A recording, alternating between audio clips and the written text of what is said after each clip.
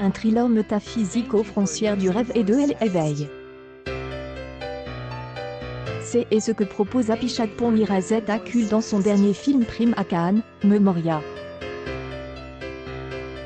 Le cinéaste thaïlandais, déjà palme d'or il y a une dizaine d'années, artiste pacifiste oblige de fuir pour créer après les coups d'État incessants dans son pays, trouve refuge en Amérique du Sud, et notamment en Colombie, pour tourner ce road trip universel avec Tilda Swinton.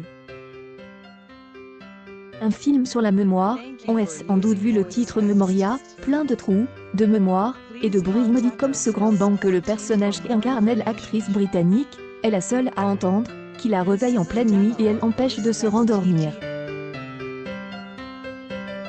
Le réalisateur est inspiré d'un mal-être dont il a été lui-même frappé, le syndrome bien réel de la tête qui explose.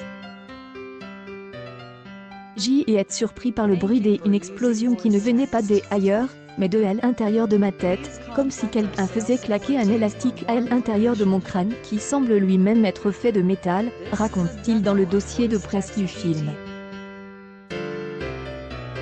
Ce grand bruit se répercute dans le cerveau, mais au lieu de vous réveiller complètement, il vous met dans un état semi-conscient d'écoute et d'anticipation.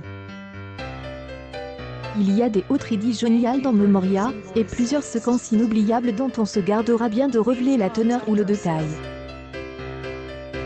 On précisera seulement, pour vous donner une idée des réjouissances qui vous attendent, que le personnage de Tilda Swinton dans le film porte curieusement le nom de Jessica Holland. Curieusement, car c'est aussi celui de un run de vaudou de Jack Turner, qui se réveille toutes les nuits au son d'un tambour et marche comme un zombie. C'est un de mes films préférés et j'y pense à ce personnage dirige par le son pour mon film, confie ailleurs Apichatpong. Le cinéaste agit comme un sculpteur en puisant dans la matière et en retirant le superflu. Cette fois il sculpte le son et tente de définir le fameux bang qui obsède la blonde étrangère, afin d'en déterminer l'origine. Ce Big Bang qui convoque les fantômes et les esprits chers à un artiste capable de creuser dans les profondeurs de la terre, ou de la tête, pour en faire jaillir toute la mémoire du monde. Si son film est plus cérébral que spectaculaire, Apichatpong sait créer ce genre d'atmosphère.